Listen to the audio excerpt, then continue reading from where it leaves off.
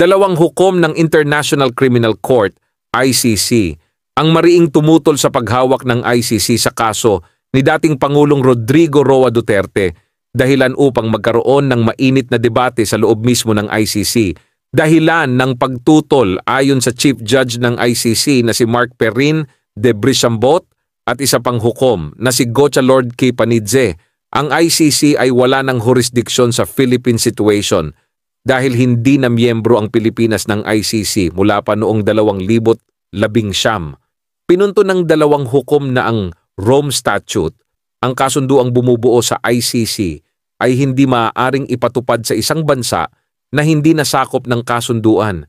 Sa naging desisyon ng ICC, tatlong hukom ang bumoto pabor sa pagpapatuloy ng investigasyon, habang dalawa ang mariing tumutol, kabilang na ang Chief Judge mismo, dahil dito kitang-kita na hindi buong korte ng ICC ang sumusuporta sa kasong ito laban kay Duterte. Ang desisyon ay nangangahulugan na sa kabila ng pagpapatuloy ng investigasyon. May malalaking argumento at batayan na nagsasabing hindi dapat manghimasok ang ICC sa kaso ng Pilipinas dahil hindi na ito bahagi ng nasabing korte. Ayon sa mga eksperto, ang ganitong klase ng dissent o pagtutol sa loob mismo ng ICC ay nagtatanong sa kredibilidad at integridad ng kaso.